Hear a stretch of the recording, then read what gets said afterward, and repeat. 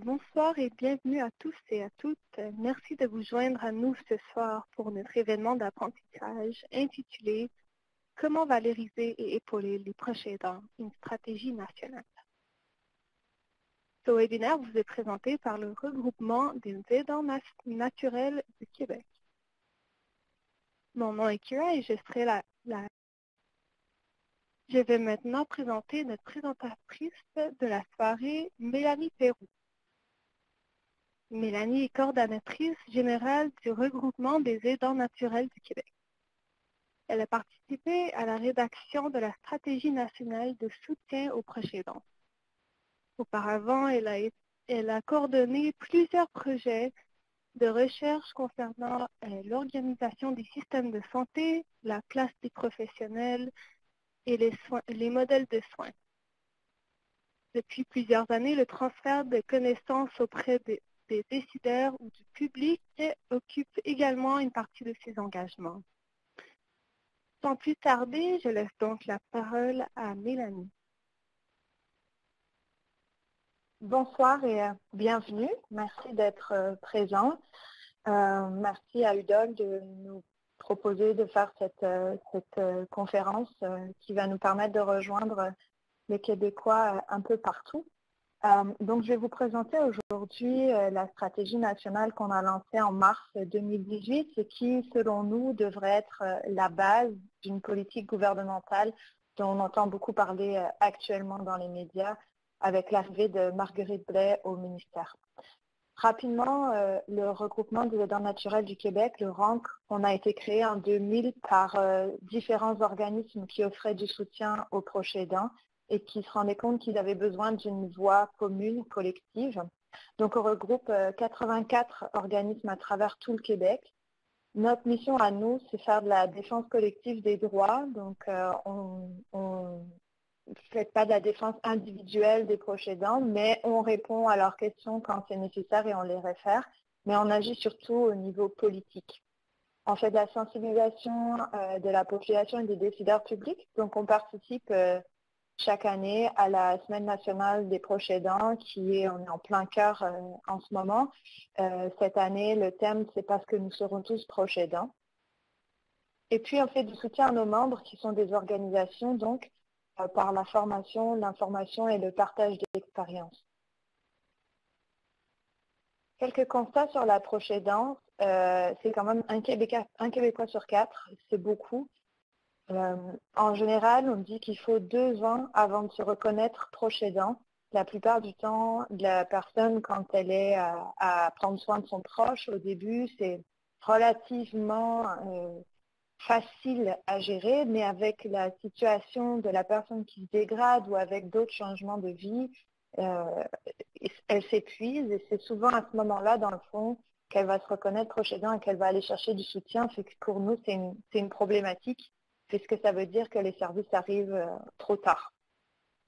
Historiquement, au Québec, et ce n'est pas le cas partout dans le monde, on a cette image du proche aidant qui est le proche aidant d'une personne aînée. Alors, c'est vrai qu'il représente à peu près 75% des proches aidants. Malheureusement, on ne sait pas le détail exact actuellement, mais il reste qu'à peu près 25% des proches aidants ne sont pas des proches aidants d'aînés. Et pour ceci, les conséquences peuvent être extrêmement lourdes aussi sur le long terme. Des proches aidants dont on parle beaucoup moins et qui sont pourtant très durement impactés, c'est les proches aidants qui ont moins de 15 ans. On pense que c'est à peu près 15% des proches aidants. La difficulté actuellement au Québec, c'est qu'il n'y a pas d'études qui déterminent leur nombre. Ça, c'est des chiffres qui sont basés sur des extrapolations avec le reste du Canada pour lesquels on a quelques données. C'est majoritairement des femmes qui sont proches aidantes pour tout un ensemble de facteurs historiques, sociaux, mais aussi économiques, puisque leur salaire est encore 20% moindre que les hommes. Donc, au Québec, c'est donc 58% des proches aidantes qui sont des femmes. Pour 43,2%, elles estiment qu'elles n'ont pas eu le choix d'avoir à assumer ce rôle, soit parce que la famille a fait des pressions, soit parce qu'elles sont les seules qui sont disponibles, soit parce que ça s'est fait un peu malgré elles quand elles ont intégré le réseau de la santé. En général, elles s'occupent de tâches très traditionnelles et complexes, l'organisation des soins, les tâches ménagères. Et c'est ce qui vient aussi augmenter leur charge mentale liée à la proche aidance et donc leur risque d'épuisement. En conclusion, les femmes sont peut-être pas si nombreuses par rapport aux hommes, dans le sens qu'on n'est pas à 75, 20, 25%. Reste qu'elles vivent des impacts très forts du fait d'être proche aidante, beaucoup plus forts que les hommes, que ce soit au niveau de l'épuisement ou de l'appauvrissement. Bien sûr, 57% des proches aidants sont au travail, soit environ un salarié sur 3. Et pour pouvoir concilier le travail et la proche aidance, on observe une réduction des heures de travail qui fait une réduction des revenus de 16 000 $ par année en moyenne. C'est quand même énorme. À ceci s'ajoutent des coûts supplémentaires liés à la proche aidance de 7 600 $ en moyenne, encore une fois, parce que pour certains proches aidants, ça peut aller jusqu'à 120 000 $ par année. Ce qui nous amène avec la statistique que 20% des proches aidants vivent dans l'insécurité financière, et ça, c'est réellement un problème sur le long terme. En général, les proches aidants se retrouvent au moment de la retraite avec beaucoup de difficultés au niveau financier.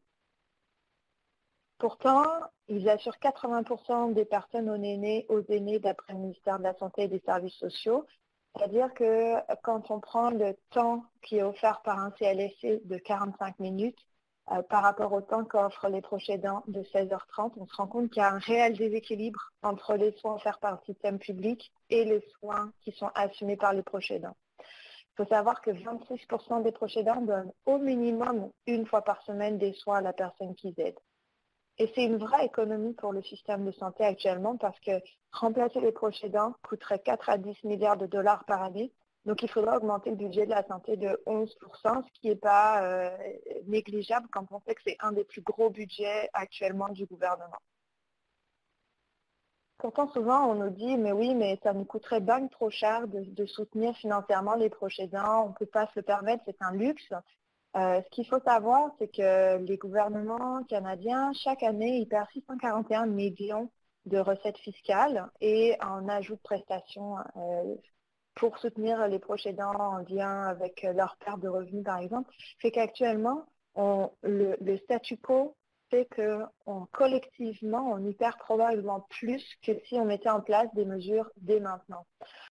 Ceci s'ajoute qu'avec un épisode de proche aidant, on diminue de 4 à 7 ans l'espérance de vie et on augmente le risque de détresse psychologique, qui fait que dans le fond, les proches aidants deviennent les patients cachés du système de santé. Mais comme c'est sur le plus long terme, on a de la difficulté actuellement à voir tous les impacts en termes de société et donc à se mobiliser pour agir auprès d'eux pour diminuer leur épuisement et leur appauvrissement.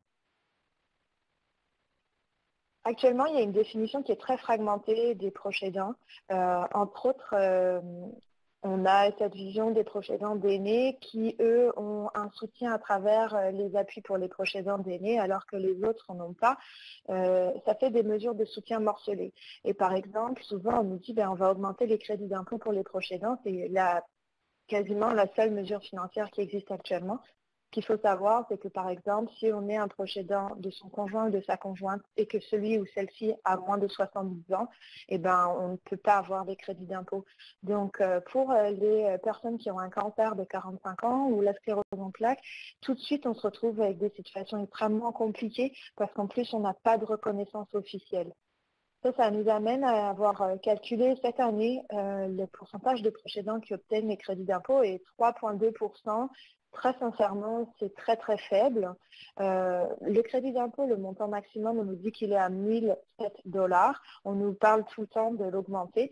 Mais même en étant à 1 007 $ en moyenne, les proches aidants touchent 559 $ par année. C'est que c'est très très loin des pertes de revenus et des coûts additionnels que les proches aidants vivent. Nous, on a une définition inclusive, regroupement des aidants naturels du Québec. On est le seul organisme au niveau national qui veut soutenir l'ensemble des proches aidants. Et pour nous, un proche aidant, c'est une personne qui assure volontairement ou par nécessité des soins et des services. Et c'est important d'appuyer sur le service, puisque dans le fond, ce n'est pas tous les proches aidants qui assurent des soins de santé. Ils peuvent faire un ensemble d'activités qui est différent de la santé, comme par exemple assurer toute l'épicerie, le repas, les charges, le paiement des factures, tout ce qui concerne la banque, le notaire, etc. Donc, ils assurent des soins et des services sans rémunération, donc ils ne sont pas salariés, à une personne de leur entourage ayant une ou des incapacités, qu'elles soient temporaires ou permanentes.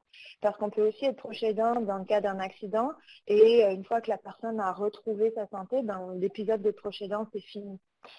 Donc, on parle de handicap, de maladie, de vieillissement. Et nous, on ne parle pas de famille, mais on parle vraiment de lien affectif. Donc, c'est une personne qui assure des soins et services pour une personne avec laquelle elle a un lien affectif. Oui, il y a la famille proche, la père, le mère, le conjoint, les enfants, les frères et sœurs. Ça peut aussi être un oncle et une tante. Ça peut aussi être un voisin ou un ami. Ils représentent 16% des proches aidants, les voisins ou les amis. Donc, on veut vraiment sortir de l'idée de seulement une responsabilité familiale. Donc, comme je le disais tantôt, à ce titre, les personnes proches aidantes, elles n'assurent pas seulement des soins de santé, mais elles assurent d'autres services, entre autres le soutien émotionnel. Elles assurent des services et des soins qui sont complémentaires au réseau public de santé et des services sociaux.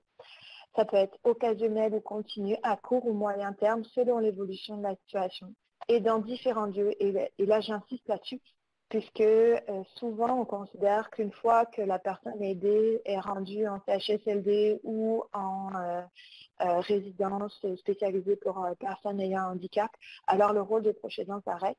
Ce qu'on voit, c'est qu'au contraire, il continue, voire même il augmente, dépendamment des personnes, puisque dans le fond, les proches aidants continuent d'aller régulièrement offrir des services à leurs proches, que ce soit leur donner un bain additionnel, les aider à manger pour pas qu'ils soient en gavage, etc. C'est un rôle qui s'additionne avec les autres rôles de parents, de citoyens, de professionnels et de bénévoles.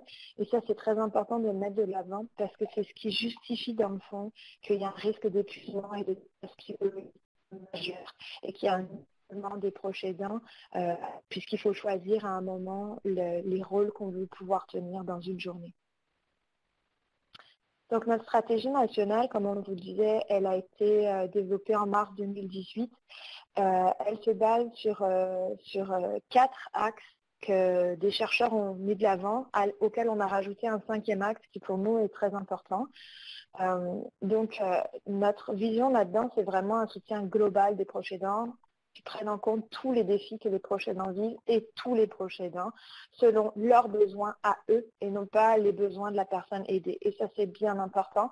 Pour nous, les proches aidants ont besoin de soutien parce qu'ils sont des personnes et non pas parce que grâce à eux, la personne aidée va soit guérir, soit avoir une meilleure qualité de vie en étant handicapée ou en fin de vie.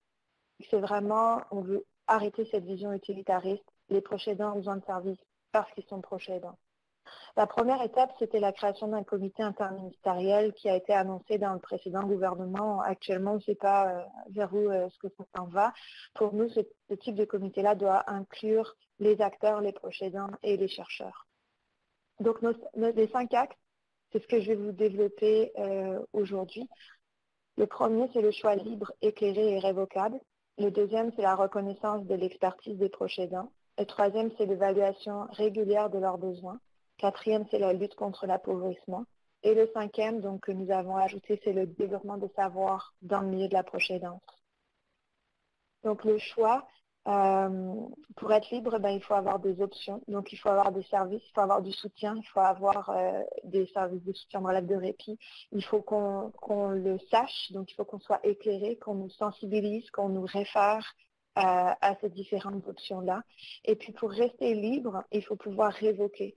Ça veut dire qu'il faut pouvoir dire à un moment, non, moi, je veux plus être proche aidant ou je veux diminuer le nombre d'heures ou le type d'activité que je fais, soit parce que la situation de ma personne s'est trop aggravée, je suis plus capable, soit parce que ma situation à moi a changé, j'ai un nouvel emploi, j'ai un nouvel enfant, etc., etc. La petite photo de l'enfant, c'est pas en lien avec un nouvel enfant, mais plus en lien, c'est c'est censé être animé et c'est un enfant qui dit non à la cuillère de purée, mais ça apparaît pas cette fois. Quelques exemples de non-choix. Une personne proche aidante qui est obligée chaque fin de semaine, pendant les vacances ou le soir, de lever elle-même son conjoint, de l'habiller, etc., alors qu'elle n'est pas formée pour ça, parce qu'il n'y a pas de service à domicile en fin de semaine ou en région plus excentrée, ou que le préposé a annulé à la dernière minute. C'est le manque de ressources en hébergement. Souvent, les parents d'enfants ayant un handicap se font dire « mais votre enfant, il est beaucoup mieux chez vous, dans la famille naturelle, essayez de le garder, puis on va vous outiller ». Mais au final, les services qu'ils obtiennent sont très ponctuels, sont discontinus, avec des intervenants très différents.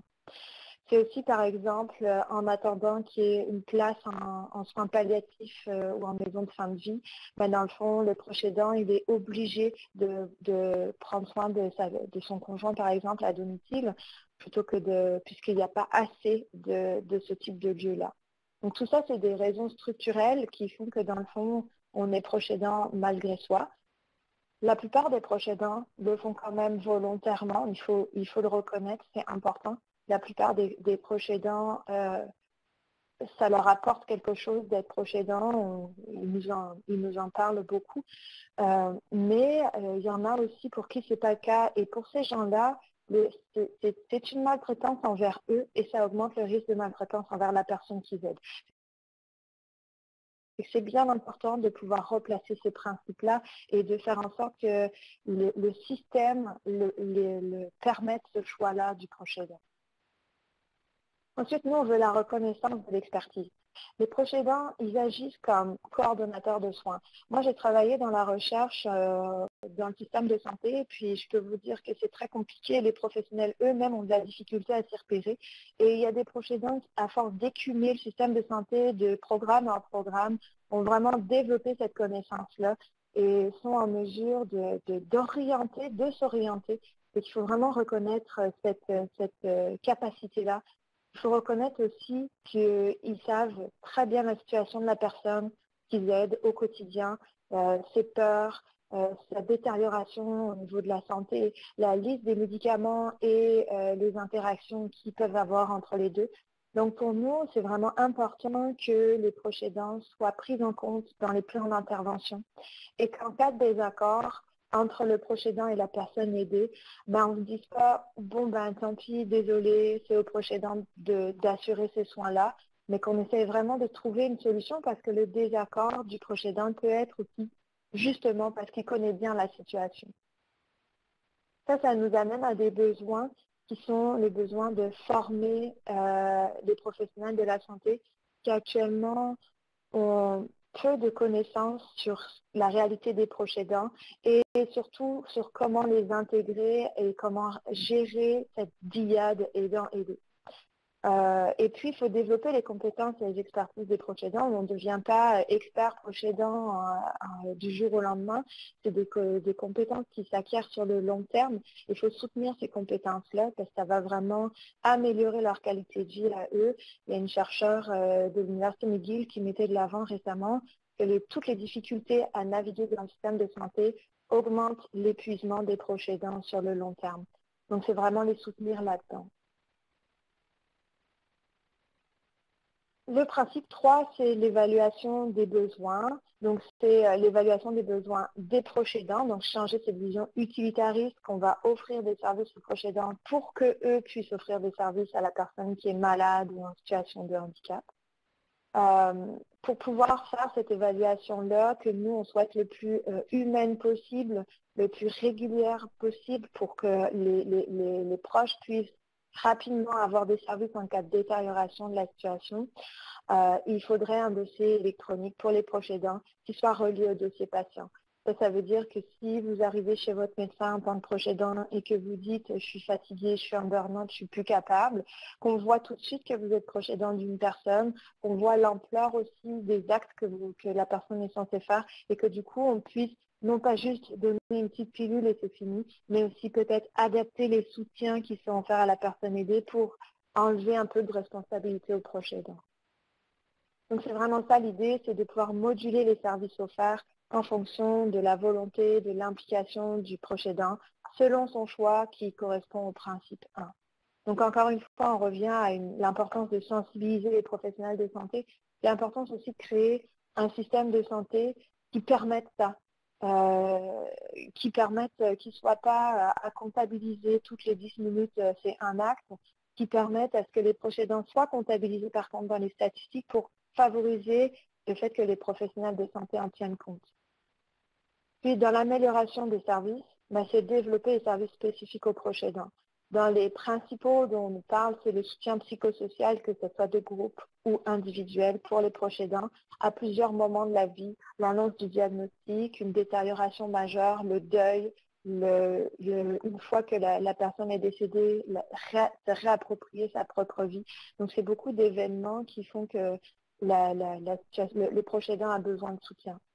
C'est beaucoup du besoin de répit et de relève. Proche aidant, ça ne doit pas devenir une identité seulement. C'est un rôle additionnel, comme je le disais avant. Et pour pouvoir assurer ces autres rôles, on a besoin de temps pour soi ou de temps pour travailler ou de temps pour faire ses autres activités. Il y a des besoins en transport adapté, en hébergement temporaire, en technologie de sécurité pour s'assurer que la personne, par exemple, n'est pas tombée à son domicile, elle a bien pris ses médicaments, etc. etc. Fait que la liste des services spécifiques aux proches aidants, elle est assez longue. Mais je ne vais pas tous vous les dire. Ils sont dans le document qui est ajouté là à la suite des diapositives que vous pouvez télécharger sur notre site. Ce qu'on se rend compte aussi, à force d'œuvrer dans le milieu de la proche aidance, c'est qu'actuellement, d'une région à l'autre, d'un C3S à l'autre, les services ne sont pas les mêmes. Je pense par exemple, sur l'île de Montréal, les chèques emploi-service, on ne peut pas embaucher une personne de la famille. Alors que sur l'île de Laval, donc un fleuve plus loin, c'est tout à fait possible d'embaucher quelqu'un de la famille avec le chèque emploi-service et ça facilite un certain nombre de situations dont le risque d'avoir un étranger chez soi qui n'est pas accepté par la personne qu'on aide. Donc ça, c'est un exemple, mais il y en a beaucoup finalement. Quand les proches aidants nous appellent, ils sont de partout au Québec et chaque situation est vraiment différente et chaque service, chaque soutien possible est différent. Après, il y a des différences aussi entre les différents paliers gouvernementaux. Récemment, la loi des normes du travail vient d'être mise à jour. Elle s'approche beaucoup plus de ce qui était prévu au niveau canadien, mais il y a encore des problèmes au niveau, par exemple, des crédits d'impôt, des choses en tout cas à arrimer. Et puis, nous, ce qu'on voudrait, c'est le développement d'une offre accessible et adéquate d'aide à domicile, puisqu'actuellement, c'est très compliqué. C'est un des besoins aussi majeurs. Et c'est soit très compliqué, soit il faut aller dans le privé, ce qui n'est pas du tout possible pour tous les proches aidants. Et puis donc, dans ça, il faut un système de santé efficace. Comme je le disais tantôt, il faut améliorer la coordination du système de santé. Il faut aussi développer des services aux personnes aidées, puisque bien sûr, ça a un impact sur l'engagement des proches aidants. Il faut améliorer les programmes spécifiques. Pour nous, une stratégie nationale de soutien aux proches aidants, c'est complémentaire avec un plan pour la déficience intellectuelle, le plan autisme, le plan santé mentale, le plan vivre et vieillir ensemble pour les aînés. Donc, c'est vraiment des programmes qui doivent être complémentaires et qui doivent on ne doit pas partir du principe que parce que ces programmes-là sont mis en place, alors les besoins des proches aidants sont couverts. Notre quatrième principe, c'est la lutte contre l'appauvrissement. Donc, tantôt, c'était surtout des mesures qui visaient l'épuisement et la détresse psychologique. Là, on va beaucoup plus au niveau financier. Je ne vais pas rentrer dans les détails, ne vous inquiétez pas, je ne suis pas fiscaliste. Il y a deux façons de s'appauvrir quand on est proche aidant. La première façon, c'est les coûts directs. Donc, comme je vous le disais en introduction, c'est 7 600 $ par année de coûts additionnels. Donc, les médicaments, les déplacements, les stationnements, les adaptations du logement, etc., etc. Il y a quelques mesures qui existent, par exemple, sur l'adaptation au logement, mais elles sont très difficiles à obtenir et c'est très long. Il faut avancer l'argent dans plusieurs cas et que c'est compliqué. C'est ça. Ce qu'il faut savoir, c'est que, je disais, il y a beaucoup de proches aidants qui sont en emploi, mais il y a aussi beaucoup de proches aidants qui quittent leur emploi. Entre janvier et mai 2016, c'est-à-dire en 5 mois, il y a 95 500 Québécois qui ont arrêté leur emploi en raison d'obligations personnelles ou familiales. À l'intérieur de ces obligations-là, On n'a pas de détails desquels sont partis pour raison de proche aidance, mais on estime qu'il y en a quand même un grand nombre. 77% sont des femmes. Et c'est souvent le cas justement des proches aidants de parents d'enfants handicapés. Il y en a souvent un qui doit s'arrêter de travailler, notamment au moment où l'enfant devient adulte et où là, il y a un trou de service majeur quand il quitte le niveau pédiatrique et qu'il rentre au niveau adulte. Donc, quelques exemples problématiques de coûts additionnels. Une proche aidante qui doit amener son conjoint en hémodialyse 2 fois semaine et pour qui les frais de stationnement, c'est $300 par année la vignette. Un proche aidant qui est de son frère atteint de démence et donc qui fait de l'incontinence. Les frais de protection urinaire, c'est $400 par année en moyenne. Une personne hébergée en CHSLD, pour couvrir les frais, sa conjointe doit hypothéquer la maison une, voire parfois 2 fois. Donc ça, c'est vraiment des situations qui sont réelles en fait. C'est pas du tout improvisé, c'est des situations où nous, on a été confrontés puisque les proches aidants nous ont appelés pour pouvoir obtenir du soutien en lien avec ça. Donc, il y a différentes façons de compenser les coûts directs. Il y a déjà maintenir les cotisations à la Régie des rentes pour ceux qui quittent leur emploi et leurs assurances complémentaires pour qu'ils puissent, par exemple, avoir la complémentarité au niveau des médicaments. Il y a ouvrir l'admissibilité aux indemnités d'accident du travail. Comme je vous le disais tantôt dans l'exemple de la proche aidante qui doit lever son conjoint chaque fin de semaine, elle n'a pas été formée pour ça. Le risque qu'elle ait un problème au dos ou d'autres blessures musculo-squelettiques sont très fortes. Et malheureusement, comme ce sera en dehors de son contexte de travail, elle ne pourra pas avoir ces indemnités-là. Donc, c'est encore un problème d'épuisement et ça montre bien aussi à quel point, en tant que proche aidant, on peut devenir le patient caché dans le fond. Ce serait de réviser les critères d'admissibilité au crédit d'impôt. Donc, je parlais des conjoints d'ouvrir aux conjoints de moins de 70 ans. Ce serait de pouvoir l'ouvrir aussi, alors c'est pas complètement fait, c'est en prévision pour l'année 2018, mais aux proches aidants qui n'habitent pas dans le fond avec la personne aidée, mais qui font les déplacements régulièrement pour pouvoir les soutenir. Et puis ce serait de revoir les critères des subventions d'adaptation au milieu de vie. Et puis il y a réviser et bonifier les différentes prestations pour un enfant handicapé. Par exemple, actuellement, les familles naturelles ont un soutien qui est très, très inférieur à ce qu'aurait une famille d'accueil. Ou même quand une famille a la prestation pour enfants handicapés, mais que celui-ci est hébergé, alors il va perdre un certain nombre de financements qui sont ajoutés pour les enfants, alors que finalement, en hébergement, ils ont déjà les hébergements ne sont pas gratuits, et puis ils ont les mêmes dépenses liées à l'entretien, aux vêtements, aux sorties, etc., etc. Puis nous, au regroupement des aidants naturels du Québec, on se dit qu'il existe un très bel outil au Québec qui est le régime québécois d'assurance parentale, qui permet aux parents qui s'éloignent du marché du travail pour prendre soin de leurs jeunes enfants d'avoir une indemnité. Et on se dit que dans le fond, c'est la même chose pour un proche aidant qui s'éloigne du marché de l'emploi pour prendre soin de quelqu'un de proche et que ça pourrait être une façon de les soutenir, leur offrir cette possibilité-là d'entrer dans le RQAP qui serait bien sûr renommé, ou ça pourrait être aussi d'autres types de prestations. Actuellement, dans certains pays, il est discuté d'une allocation directe aux proches aidants, d'un montant quand même conséquent, qui leur permettrait de subvenir à leurs besoins et à leurs dépenses. La difficulté de ces rêves-là, c'est que déjà, les gouvernements ne sont pas forcément ouverts à financer quelque chose sur lequel ils n'ont pas de contrôle. C'est difficile de contrôler ce qui se passe dans la sphère privée de la maison. L'autre difficulté aussi, c'est qu'il faut s'assurer que ce type d'allocation-là ne vient pas isoler donc majoritairement les femmes en les renvoyant dans la sphère privée du soin et en ne leur permettant pas de peut-être se développer une carrière et une vie en dehors de la sphère familiale. Donc c'est toujours une question de dosage. Actuellement, Il n'y a pas de recherches qui ont été faites à ce niveau-là sur quels seraient les bons montants ou la bonne façon de procéder. Et ça, pour nous, c'est un problème.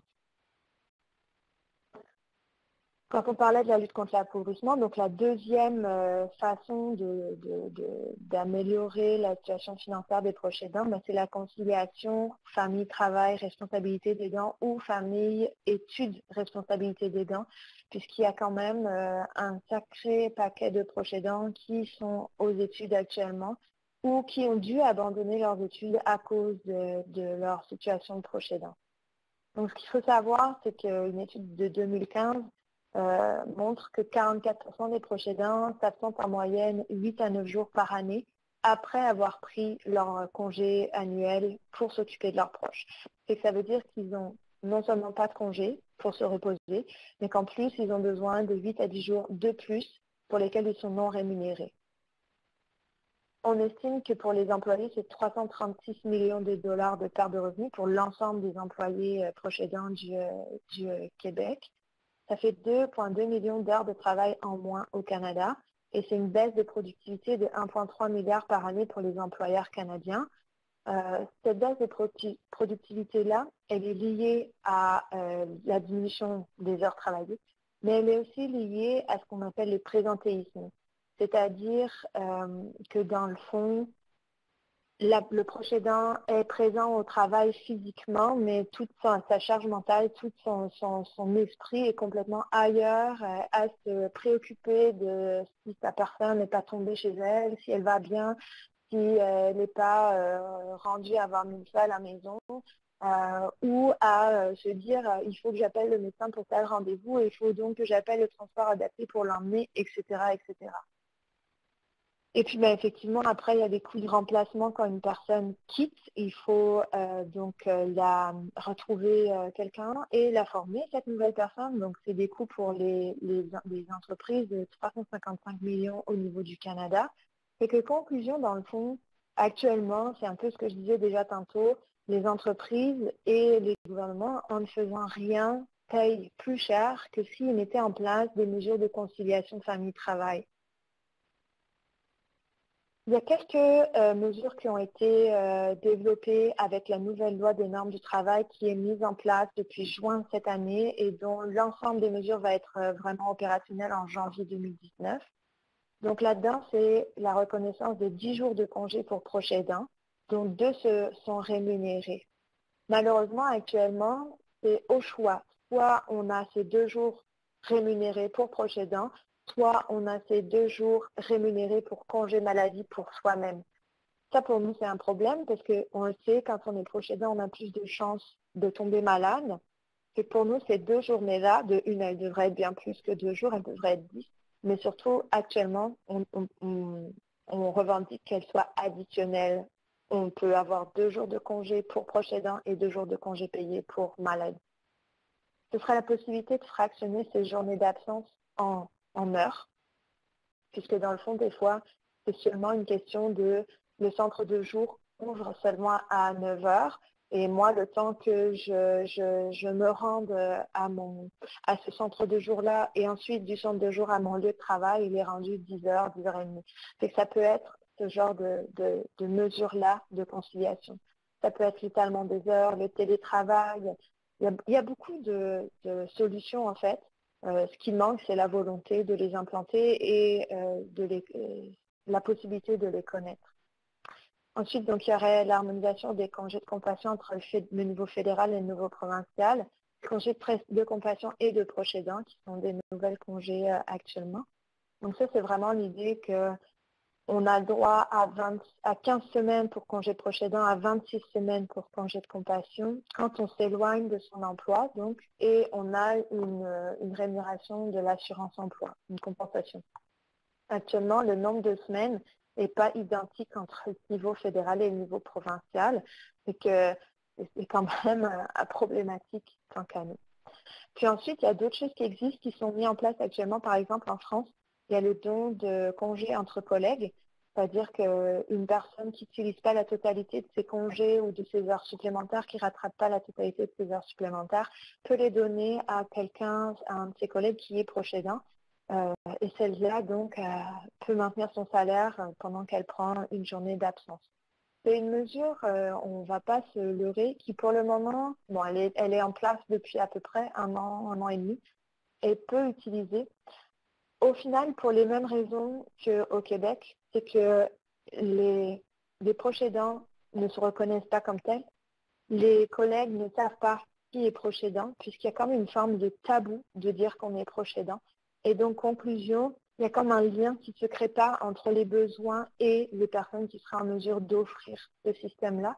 Par contre, c'est une mesure qui, quand elle est développée, quand elle est mise en place, est très appréciée parce qu'elle ramène aussi la proche aidance dans un niveau de solidarité collective entre les collègues et elle permet de discuter justement de ces situations-là et d'améliorer les qualités de travail.